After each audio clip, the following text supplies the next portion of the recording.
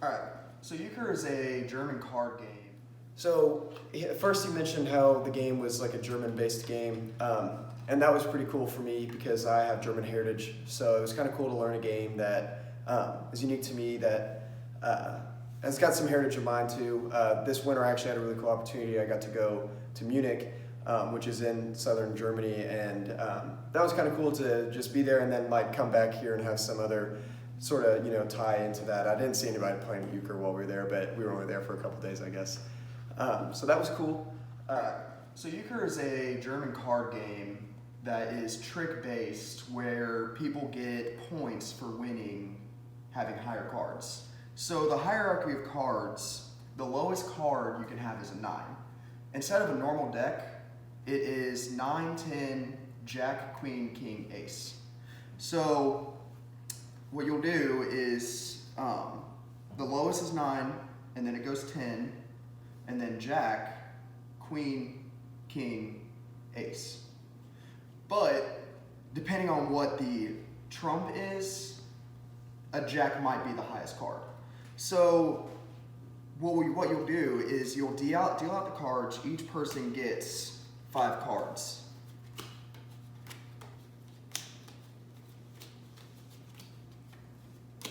And then after you deal everything out, you should have 4 cards left over. This is called the blind. You'll flip the top card over and place it right there. For the sake of teaching, we'll flip everybody's hands over. That's a really good hand right there.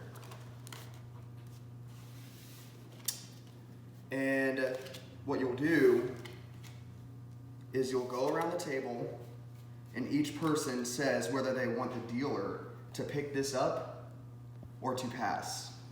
So because he has a good hand, he would want me to pick this up. So if this was trump, then this would be a trump, this would be a trump, this would be a trump, and this would be a trump.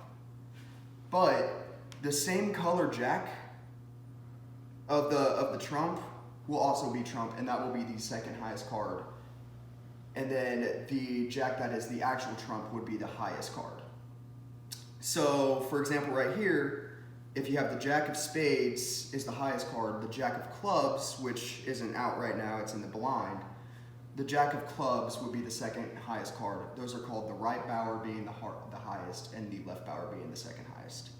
So, but for the purpose of teaching, we'll just kind of go around as if everybody's passing.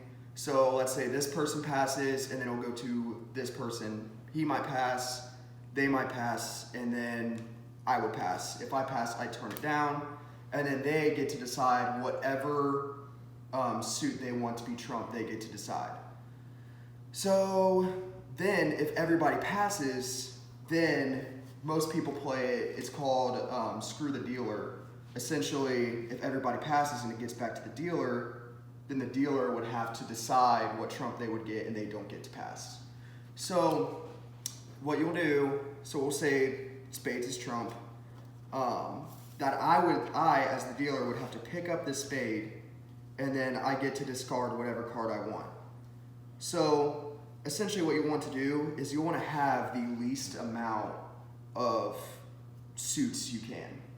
So I'd rather have, even though the king is a higher card, generally you want to have less suits, so I would get rid of my king, and then therefore I only have clubs and spades. So the way you go around playing is the person to the left of the dealer will go first.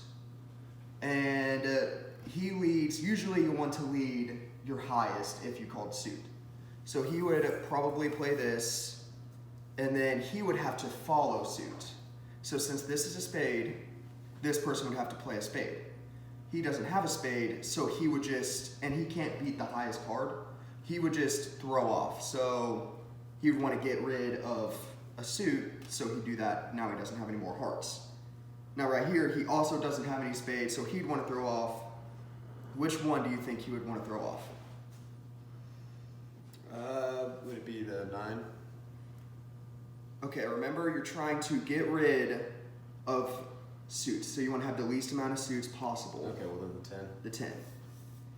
And then what would I have to do here? Since spades was led, You'd have to follow suit. that's right, I'd have to play the 9. So he wins this trick, so he'll take it. And then, let's say we go around the table, he plays this card. What would he have to do? Play the king. That's right.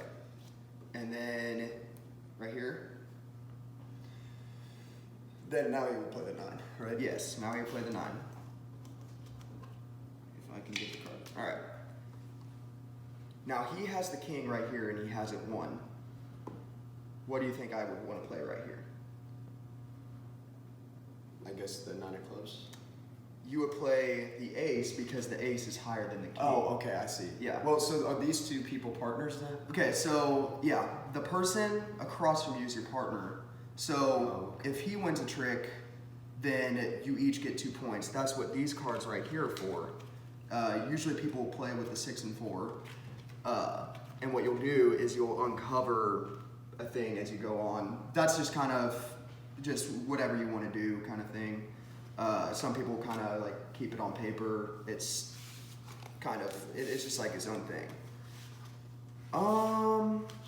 Other than that, that's pretty much it. Do you have any questions? Not really. No, I don't think so. I think you covered everything pretty well. Alrighty, sounds good. Thank you. It seems like it's a pretty fast-paced game, and at first that was kind of hard for me to catch up on. He asked which card should I play at particular scenarios, and I messed that up a couple times and picked the wrong card. But I think that's something with practice that maybe you'd catch the hang of a little bit more often. And it did seem like a good bit of fun. And I was a little confused too at first with the partner situation. I didn't realize they were partners, but once I asked the question, he was really good at helping me figure that out and understanding that that you're on teams and you're working together.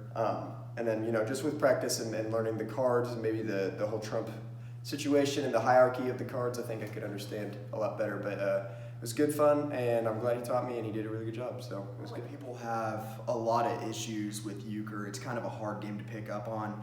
He actually caught on really quickly. I've had a lot of people try to play, and it takes them a long time to figure it out. Now, he's not like an expert by any means. I don't think he could necessarily be the best player right now, but with some practice and some time, maybe a little bit more help, I think he could be a really good player, and he could really learn how to play the game.